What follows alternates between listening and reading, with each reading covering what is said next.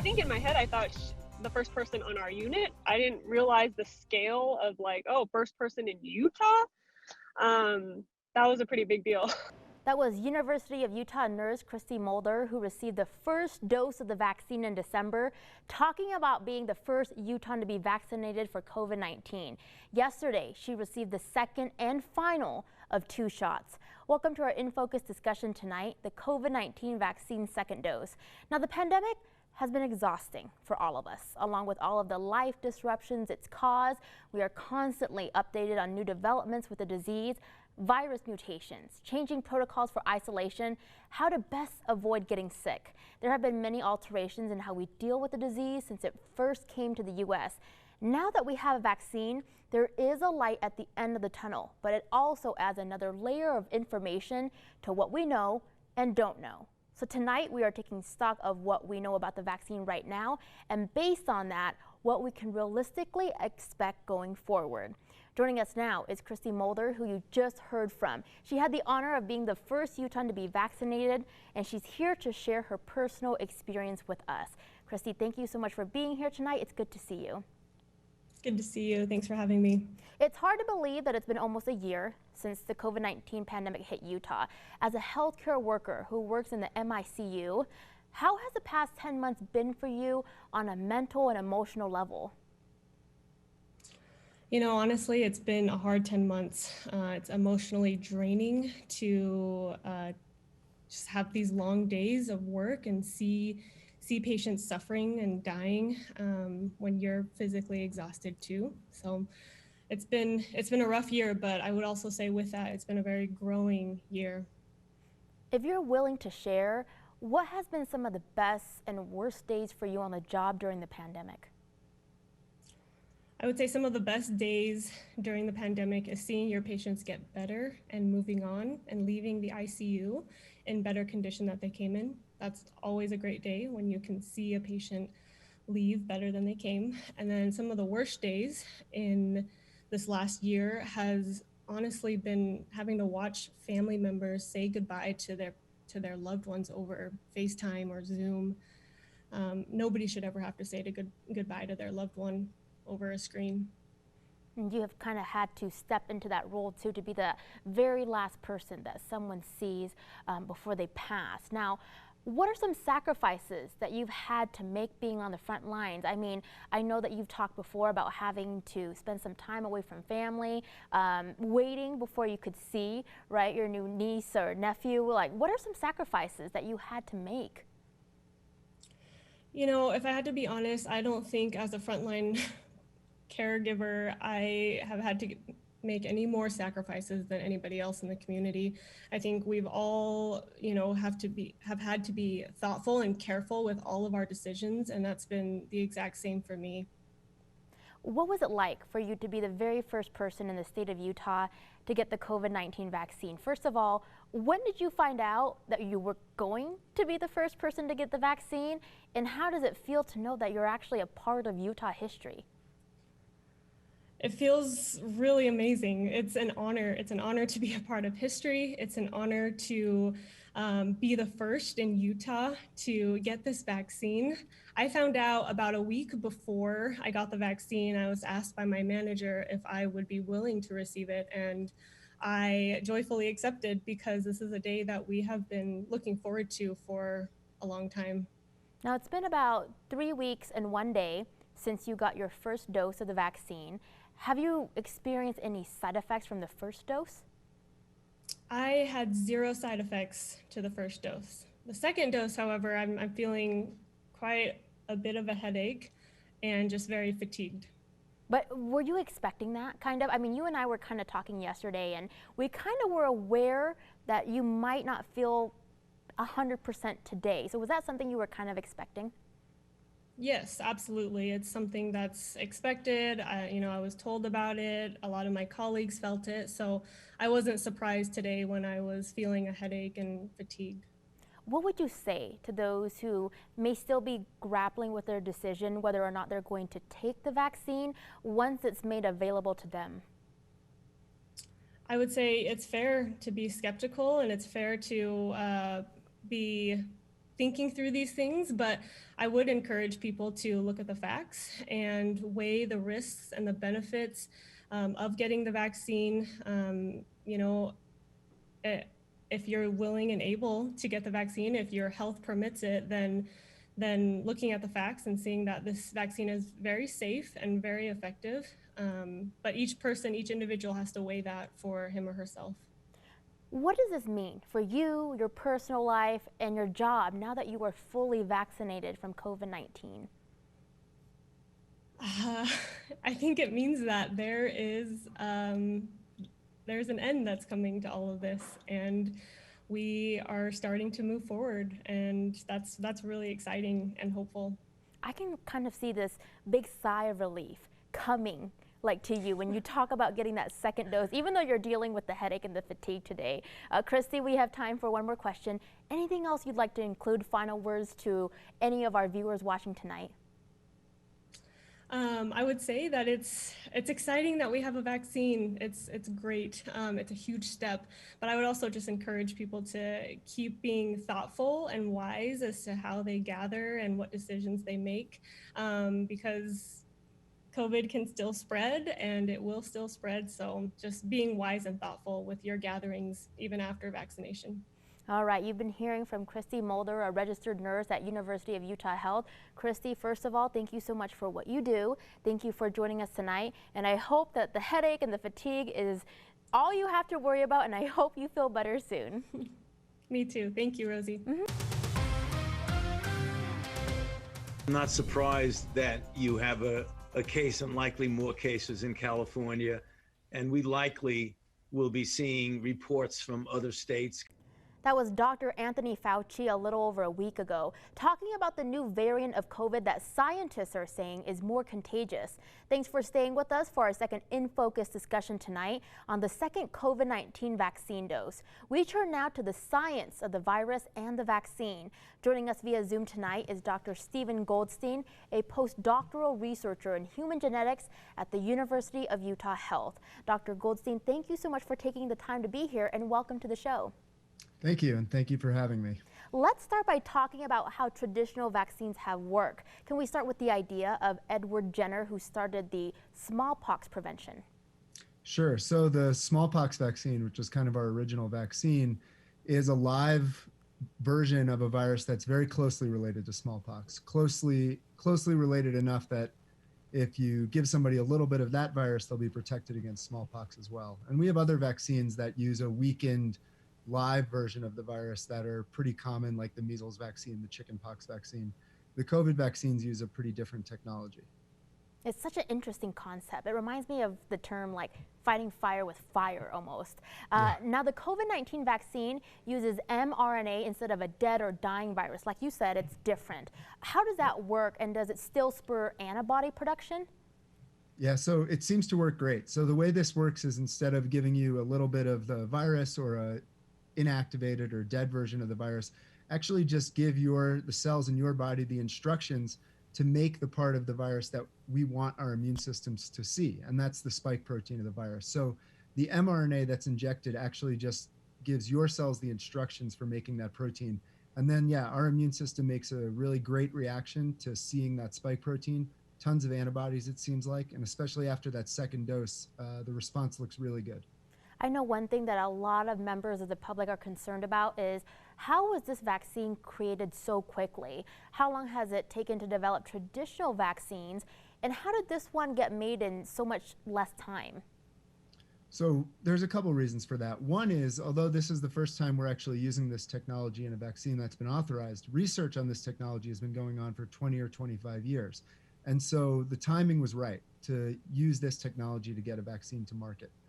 The second part of that is that because this vaccine, the mRNA, just relies on the genetic code to make that spike protein, we don't actually need the virus to do it. So we were able to start developing this vaccine before we even knew the virus had arrived in the United States at all, just based on the genetic code of the virus being posted online. Talk about being proactive. It's great to hear that this is just the right timing. Now, once a person receives that second dose of the vaccination, any idea how long the vaccination will provide protection for? Are we talking months or years? So we're still waiting to know that definitively, because we have the longest anyone has been vaccinated at this point is, just a few months ago, maybe 6 months ago in the trials. But it does look like these vaccines produce at least as good, if not a better, immune response than infection itself. And really research coming out showing that the immune response to people who have been infected with this virus in the vast majority of people probably lasts for at least a year, if not longer. So it's certainly possible we'll need further boosters, but I don't expect it to be, just in a matter of months or even a year. That just shows there's still a lot more work that we need to do, and we still need to be vigilant. Now, there's still a lot of confusion and questions about the vaccine. Do the shots just protect the recipient from suffering effects of COVID-19, or does it also protect them from passing it along to someone else? So it certainly seems to protect people very well from disease. We're still gathering information on how well it prevents people from getting infected at all and transmitting the virus. Our expectation is that it probably does have an effect on transmission. Whether it completely blocks transmission in every person or not, I think is a bit more uncertain, which is why, especially for now, people are being asked to continue to be careful about gathering and to continue wearing masks even after they've been vaccinated. So some of our state and city leaders have called the COVID-19 vaccine rollout sputtering. Let's talk about the production and distribution of the vaccine. How hard is it to produce this vaccine, and what about manufacturing it? Is that the slowing point in this whole process? So, I should say that I'm not a vaccine manufacturing expert, but I do think, with any new platform, it's going to take a little bit of experience to learn how to really scale up. But I am impressed by how Pfizer and Moderna have been able to produce tens of millions of doses of this vaccine already, frankly. And as far as I can tell, the issues that we're having are really related to getting these vaccines into people's arms. We don't seem to have a supply problem right now. I would love for that to change if our rollout accelerates, but for now, I think supply seems to be keeping up with our ability to deliver the vaccine. Let's talk about the variants. We know that there was this variant that originated in the United Kingdom. It's here in the U.S. Today, Pfizer said that researchers show that their vaccine does protect against two versions of the variant. So we know that this virus can change. Do you anticipate that we're going to need updated vaccines in the future as we see, watch, and observe how this virus mutates or varies in the future? I think there's a pretty reasonable chance that we will at some point have to update the vaccines, but I don't think that's going to happen in the immediate future. Like you said, the new variants seem to still be susceptible, and these new mRNA platforms are really amenable to rapidly updating and producing new batches of vaccines. So I don't think that's something that's going to happen every year like the influenza vaccine, and I do think we're pretty well situated with these technologies to update the vaccine as needed. Do you know what percentage of people have to be vaccinated in order for us to get herd immunity or to at least get the virus under control? So the best estimates we have are probably we need somewhere between 60 and 75 to 80% of the population to have immunity one way or another, either through vaccination or through having recovered from a natural infection. We would, of course, prefer as large a fraction of that as possible to come from vaccination, because getting there through infection involves a lot of suffering. But the numbers are fairly high. This is a pretty contagious virus, and that's why we need to really accelerate that vaccine rollout as quickly as we can. All right, you've been hearing from Dr. Stephen Goldstein, a postdoctorate researcher at University of Utah Health. Doc, thank you so much for helping us answer many of these questions. Of course. We appreciate your time and your insight tonight. Thank you. I think it's that lack of trust, misinformation. I think we are missing a lot of education. That was Lizette Villegas, a community advocate from Cache County, about 2 weeks ago, talking about her concerns with the vaccine. Welcome to our third and final In Focus discussion tonight on the second COVID-19 vaccine dose. Getting as many people vaccinated for COVID is going to be a difficult task for a lot of reasons. But one issue is it's extremely difficult reaching out to people who don't trust for a number of reasons that the vaccine is effective. Joining us now via Zoom is Dr. Julie Kiefer, the Associate Director of Science Communications at University of Utah Health, to talk about messaging. Dr. Kiefer, it's great to have you here tonight. Welcome to the show. Thank you for having me on. Nice to be here. Let's start by talking about how science works and why the process of science actually makes communication about science difficult. Yeah, absolutely. You know, I think there's a misconception that science is truth, and that every time you hear about some scientific study in the newspaper or on the news, that's the answer. But what the real truth is that science is a very long process, and you know, COVID-19 is a great example of that because we're living through it right now. You know, our state of knowledge now is way farther along than it was 10 months ago. And so, you know, that's one example that shows how science is incremental. It takes a long time. It takes a long progress. And so when you talk about science, I think it's important to talk about it in a larger context and talk about what you know and what you don't know at that point in time and what needs to be done to learn more. Very true, and I think we need to understand that science also needs to be backed by research, and research is always evolving. Let's talk about masks. How did the science play into the messaging about masks, and is there anything that you would have done differently knowing what we know now? Yeah, well, hindsight is always 2020. Of course, what we know now is that masks are instrumental in protecting us from, you know, getting sick from COVID-19, or at least helping to protect us. And so the science around that now, I think, is really very clear. But back in March, April, May, it was not so clear, and things were confusing. So, you know, at that time, the WHO and the CDC even were not recommending masks for the general public. And that was based on a number of things. You know, at that time, they thought that there wasn't that much COVID-19 in the community. They thought they didn't know about asymptomatic transmission, that people who don't have symptoms can still pass the virus on to other people. And then there was this kind of undercurrent that there was a mask shortage for healthcare workers. And we knew that healthcare workers needed those masks. And so they didn't want the general public taking those masks away from those people who needed them.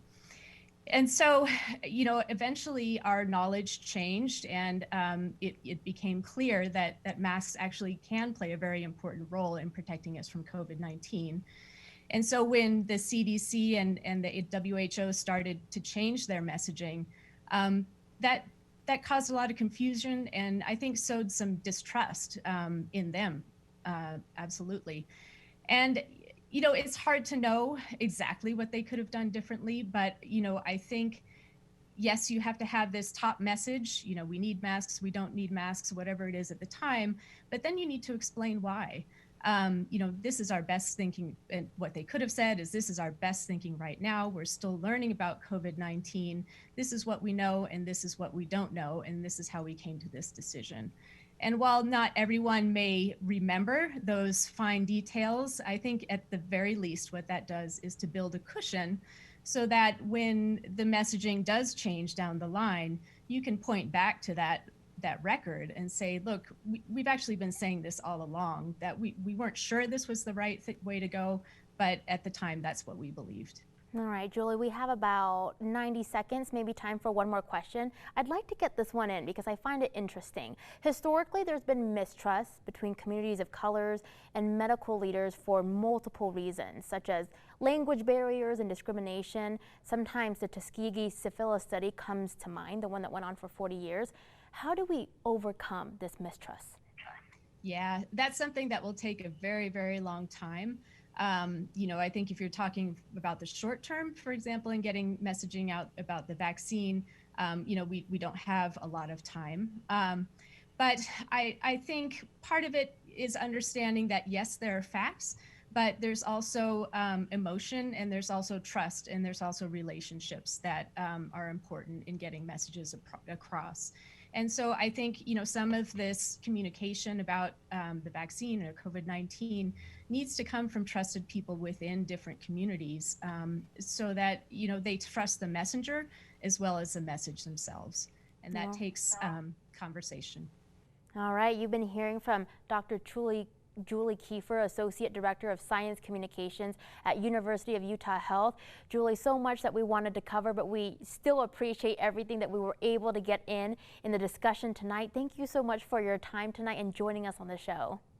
Thank you so much.